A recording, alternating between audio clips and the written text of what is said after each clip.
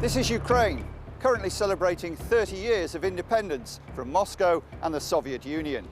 The main square here has seen 2 revolutions in the last 2 decades. And I was stood right here in winter 2013 when the people of Ukraine rose up against a corrupt president who defied his promises to look westwards and tried to take Ukraine back towards the east and towards Russia. But 8 years later, who really does control Ukraine? As the oligarchs look to flex their muscles once more, is the very structure of the country under real threat? Can the president really maintain control? Does he have the power and the will to control the oligarchs?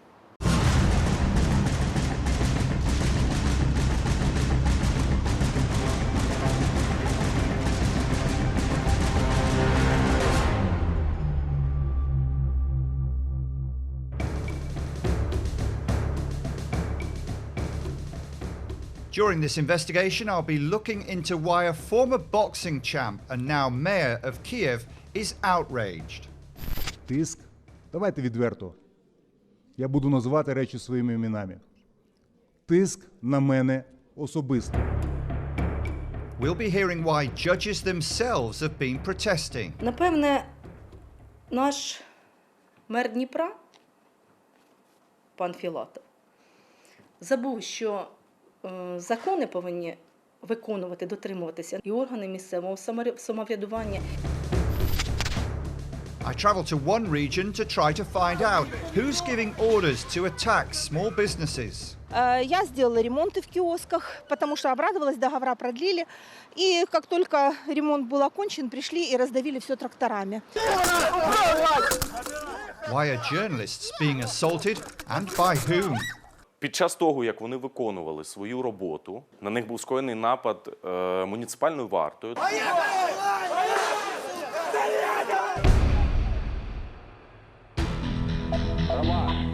It was only in 1991 that Ukraine was once again born as a nation when the Soviet Union collapsed. But it soon became clear that Moscow was only willing to accept partial freedom, desperate to control what Kremlin apologists claim is a sphere of influence. The 2004 Orange Revolution was a clear sign that people wanted real freedom, rejecting the election results rigged in favor of Russia's desired candidate. Almost a decade later, the revolution of dignity was a far more violent affair. Many lives sacrificed to oust a corrupt president and ensure Russia could not control Ukraine.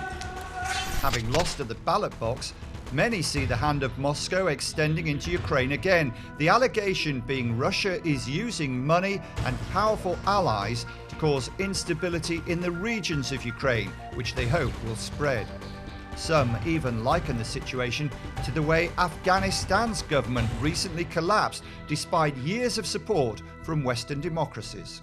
В Афганістані Захід влив в центральну умовну владу, да? Кабули і десь плюс-мінус, так? І працювали з центральною владою. І не звернули увагу, або не захотіли, або не змогли звернути увагу на регіони. Регіони в Афганістані виявились не готовими до того, що хотів колективний Захід. І отут якраз ми можемо провести паралель, як працює Захід з Україною. Але беремо регіони. Беремо, наприклад, ту ж Одесу. Дуже, скажімо, неоднозначні сигнали подаються з цієї області. І вона знаходиться якраз в полі зору російського агресора. Там вже виникають прямі паралелі. Тут люди намагаються вже не прислухатися до центру і грати свою гру.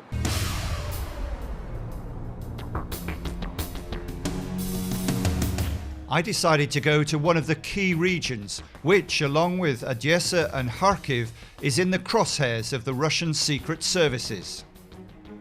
1 million people live here in the city of Dnipro, and in the wider region, it's 3 million. It's an integral part of Ukraine and its national identity.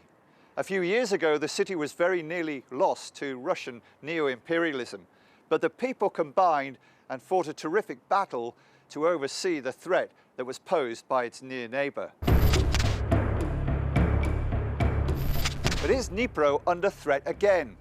And this time, many feel the threat is coming from within. from the city's own mayor, Boris Filatov, and his private army. And also, that threat may be helped by a pro-Russian politician as Mikhailo Koshliak.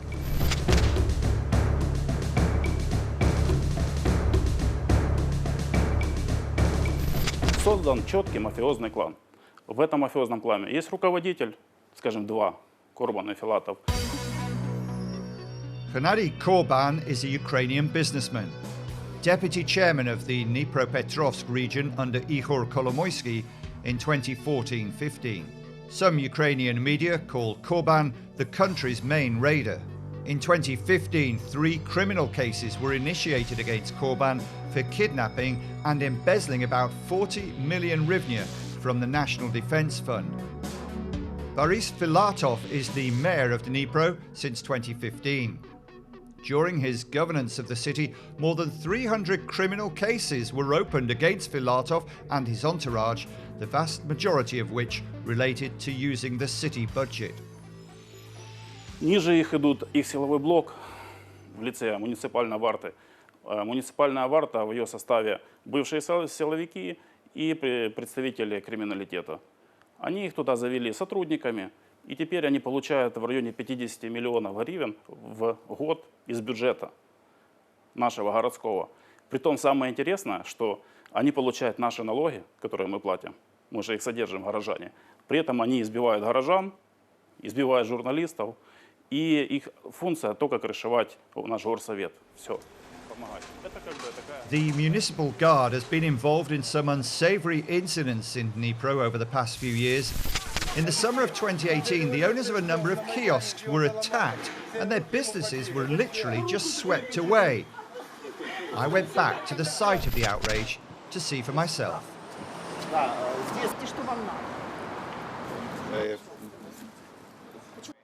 Все это произошло в 2018 году. У нас были ордера, кадастровые номера на эти киоски. Это совершенно законные киоски.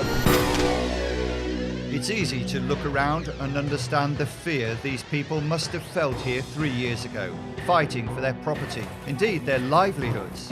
The fear turned to anger, especially as they claimed the law should have been on their side. Филатов при помощи своей муниципальной варты просто-напросто все это уничтожил и разрушил. И не только это здесь, это постоянно уже несколько лет, 3 или 4 года происходит по нашему городу. So what of the law? Judges are more used to dealing with the fallout from protests, but recently felt compelled to stage their own protest after extraordinary events in Dnipro, where water to a district court was cut off. Probably won't surprise you to know this happened after a decision had gone against the city's mayor, Boris Filatov. 31.07 о 5 годині 55 хвилин ранку під'їжджає вантажівка і вигружає біотуалет біля приміщення Амурно-Дніпровського суду. І при вході його розміщують із певним надписом. Саме головне, що це саме, який там надпис, ми побачили в тому, коли на офіційній сторінці Facebook наш міський голова написав, у зв'язку з чим все-таки була відключена вода, з погрозами і дуже непристойними словами.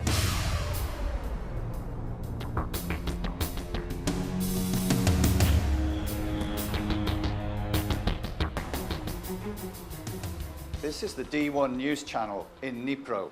It's got high standards of journalism and has gained a certain notoriety and respect among the people of Dnipro for investigating the truth. It's an independent voice in the city, and boy does it need it. But few expected a return to the dark ages of Ukraine when journalists were beaten for opposing those in power. But that is exactly what has happened to one of their own journalists here at D1. Serhii Fazulin was beaten on the streets of this city while doing his job. And many say it was from the municipal police, also known as Filatov's private army. Как видим, драка, напали. Я его давно знаю, Сережу Файзулина. Я знаю его семью, он прекрасный семьянин, у него отличные 2 дочери. Снимал на расстоянии 3-4 метра, то есть не вызывал никакой агрессии со стороны, вот, скажем, той же муниципальной варты, это охранная, ну, коммунальная структура нашего горсовета Днепропетровского. Ну, казалось бы, государственные люди, они, правильно, потому что эти муниципальные варты. Была милиция. Он снимал, делал работу, заканчивал свою работу. И вдруг, как по команде, люди из муниципальной варты набросились на него, а также на тех, кто еще был, там с другого канала был, СО-ТВ. Actually, most people do seem to understand why journalists and film crews are being attacked in Dnipro. If you try to report what's happening and someone in power doesn't like it, well, we can guess the rest. Нам намагаються закрити рота.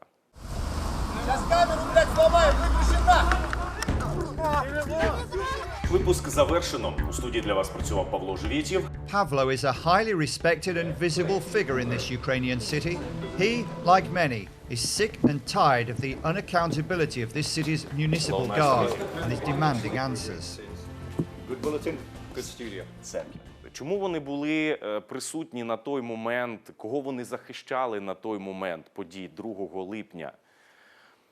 І яка була їх мета, ми не знаємо, але факт побиття журналістів, факт того, що вони були як по команді спущені і ринулися на наших працівників, просто кинулися на них, це можна переглянути на відео, навіть не дивлячись на те, що журналісти перебували зовсім на іншій стороні вулиці і просто знімали все, що відбувалося навколо. Звідки була команда? Яка була мета цієї акції?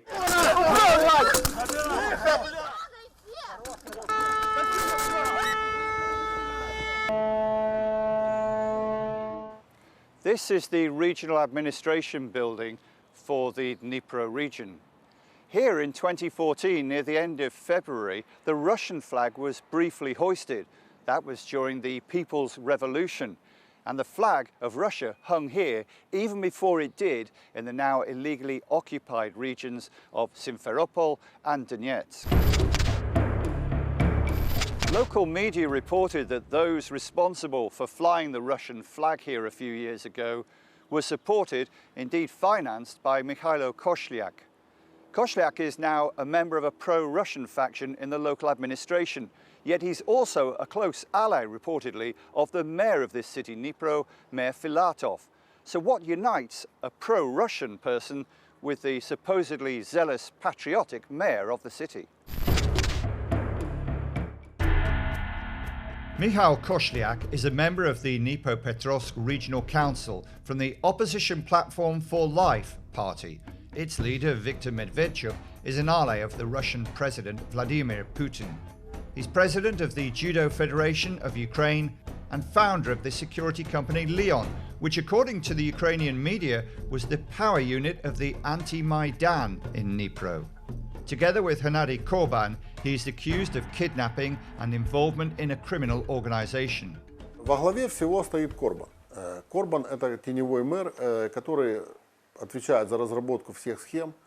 То есть я считаю, что он главный. Филатов – это ручной мэр, который исполняет то, что ему говорит делать Корбан. Кстати, Корбан, у него есть даже официальная должность, он глава общественного совета при Днепропетровском горсовете. За силовое крыло отвечает господин Кошляк, группировка которого достаточно мощная в Днепре и одна из самых кровавых в Днепре. Они отвечают за силовой блок. Я вам скажу больше, все вот депутаты, которых их большинство, работники горсовета, замы мэры, они постоянно приезжают к Корбану. Все в Днепре знают, что у нас есть теневой мэр, это Геннадий Корбан, и все решения принимает он. Филатов – это, наверное, просто вот говорящий человек, сидящий в президиуме в сессионном зале. Recently, more connections were made in a report published by the influential US think tank, the Atlantic Council. President Zelensky swept to power as the people of Ukraine hoped to once and for all ditch the rule by oligarchs. But with Zelensky planning for a meeting with President Joe Biden, this report highlighted links between Dnipro oligarch Ihor Kolomoisky, the mayor of the city, Boris Filatov, and the president himself. В окружении Владимира Александровича за региональную политику вместо господина Трофимова начал отвечать господин Тимошенко Кирилл. Его отец, он выдвигался в Днепровский городской совет, ну, по квоте партии «Укроп». А «Укроп» — это партия, которую так или иначе, который имел отношение в свое время близкий человек к господину Филатову, он этого не скрывает, это господин Корбан. Соответственно, мы можем с вами предполагать, что, в общем, мостик для коммуникации был найден. And it's not the only unusual political move the president has made recently, which caused observers to raise eyebrows. In June of this year, the Congress of Local and Regional Authorities under President Zelensky was established. Ukrainian political experts attribute this act to President Zelensky's desire to limit the opportunities of the mayor of Kyiv, Vitaly Klitschko, in the run-up to the presidential election. Klitschko is expanding his political influence through a similar organization that he is heading, the Association of Ukrainian Cities. Навряд ли бы президент инициировал выдвижение несимпатичного ему мэра на должность зама главы. Да? А он это сделал. В 2021 году он это сделал по отношению к господину Филатову. В 2019 году представить такую ситуацию было бы довольно сложно. One of Ukraine's most recognizable faces is Vitaly Klitschko. The former world heavyweight boxing champion turned to politics when supporting the Maidan revolution. Klitschko was soon voted in by the people of Kyiv as mayor of the capital and has now won 3 elections, including just last year when he secured outright victory in the first round. Хочу, щоб Києвом керував не мер, обраний киянами, а призначений центральною владою казачок. І в зв'язку з цим розгорнули брудну кампанію з обшуками, потоками брехні, маніпуляціями, спробою дестабілізувати роботу міської влади. It appears that President Zelensky sees Vitaly Klitschko as a potential rival in the next presidential election. Maybe that's why Zelensky's even involved the mayor of Dnipro in his war against the mayor of Kyiv. Klitschko is clearly furious at the forces gathering against him and launched a thinly veiled attack on President Zelensky. Правоохоронці та податковці буквально кошмарять столичну владу. Такого, я можу чітко сказати, не було в Україні навіть в махрові часи Януковича. У таких випадках завжди звертаються до гаранта Конституції щодо забезпечення дотримання законності. Але тут зрозуміло, що такі дії схвалені на найвищому рівні. President Zelensky recently won praise from some in the West for getting an anti-oligarch law passed by Parliament. But no one seems quite sure how it will work, while critics point out the president himself decides who's good and who's bad. Are those in the city of Dnipro untouchable? Is the city becoming, or maybe it already is, beyond the control of Kyiv? Есть мэр Борис Филатов у нас в городе, и есть его как бы теневой руководитель Корбан, его все знают. И самое интересное, что даже мэр нашего города этого не скрывает. Он сам лично давал интервью и рассказывал, что какой хороший Корбан, что да, я его слушаюсь, потому что он очень такой, скажем, опытный человек. Today, just like before, Russia has solved many issues through oligarchs and local business clans. По моему именно субъективному мнению, это на 100% я в этом убежден, что именно серьезный любой бизнес, то есть если взять вообще становление Корбана, то, скажем так, у него весь бизнес, как он начинал, то есть он именно курировался непосредственно силовиками, а силовики у нас все до революции достоинства на 100% были полностью, сидели под прокремлевской властью, под ФСБ, то есть и сегодня, я думаю, тоже многие под этой властью сидят. Через таких, как Корбан, через таких агентов, то есть они ведут здесь свою подрывную деятельность, чтобы процветала коррупция, монополия, убийства, запугивание и все остальное, то есть, есть этому логичное объяснение. Корбан выкупил франшизу ОПЗЖ, это «За життя», здесь, в Днепре. Депутаты партии «За життя» в городском совете входят в промэрское большинство. Они, как зайчики, голосуют абсолютно за все решения. У Геннадия Гуфмана, который возглавляет ОПЗЖ в области, с Корбаном совместный бизнес. Они на отжатых когда-то Гуфманом 96 объектах коммунальной собственности в центре города, они их не вернули, как обещали, а сейчас там строят свои торговые центры, жилые дома, и это совместный бизнес Корбана и Гуфмана. Филатов своим помощником сделал этого Чернобука. Это крымский судья, если я не ошибаюсь, который в конце 13-го или в начале 14-го сидел в Крыму и заставлял всех судей присягнуть на верность России. И потом этот человек стал советником Филатова. Он контролировал, в горсовете есть там такой департамент по работе с правоохранительными органами. Чернобук, как советник его, занимался именно взаимодействием с правоохранительными органами. В этот период они пытались отжать бизнес у своих политических оппонентов.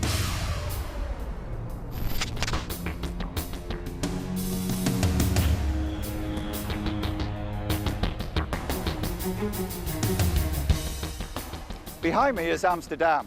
No, not that Amsterdam. This Amsterdam is a complex in the city of Dnipro here that houses many of the rich and influential people in the city. Mind you, getting into this place, it's almost as well guarded as a small country in itself. Among the residents are the mayor, Boris Filatov, and his business partner, Gennady Korban. So if you hear sometimes the residents of this city saying, "Oh, it was decided in Amsterdam," now you know. This is where many government decisions are made.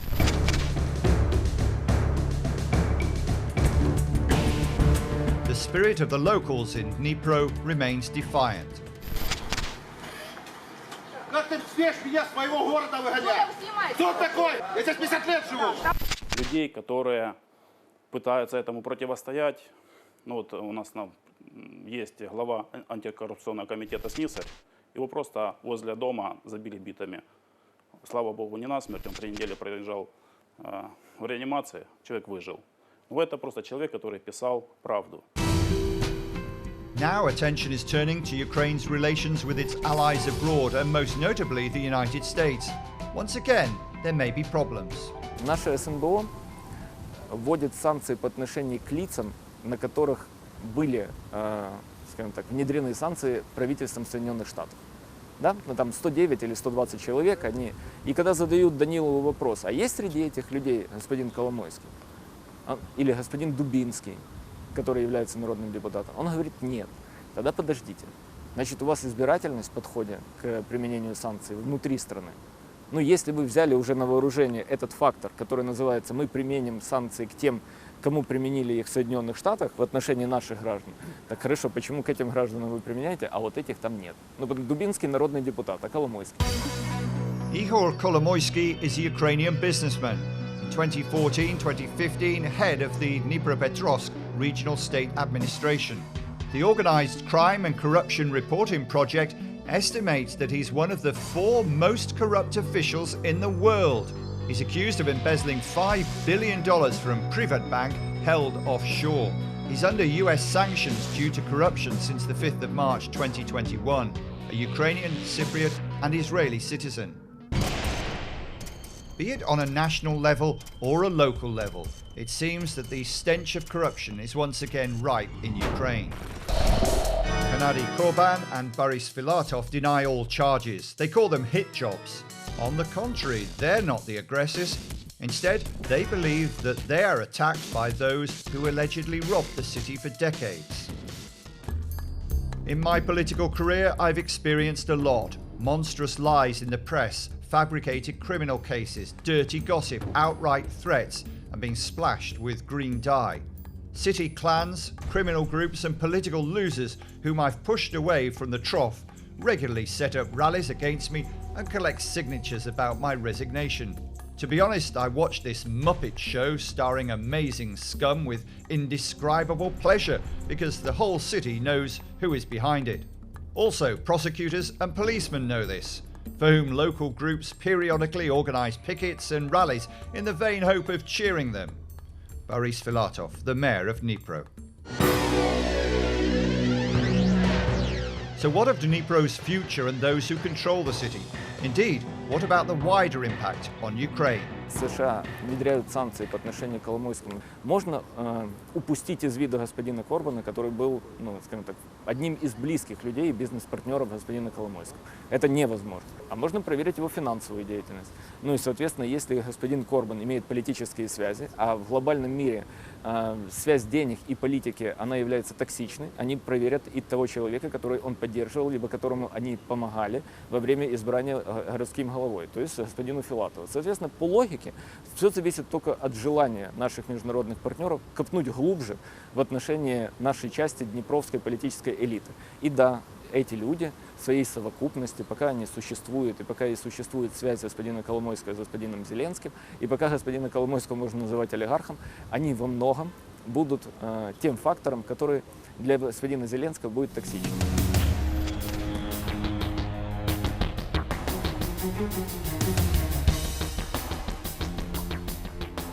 President Zelensky recently realized his ambitions, going to Washington and meeting the President of the USA, Joe Biden. The United States pledging strong support for Ukraine. But now back in his Kiev base, President Zelensky, the former comedy actor, must rewrite the script to keep close allies happy. His stunning election success, turning fiction into reality, may prove to be a lot easier than trying to keep the rich and powerful of this country in check. So, can Volodymyr Zelensky keep Ukraine and democracy itself on the right path?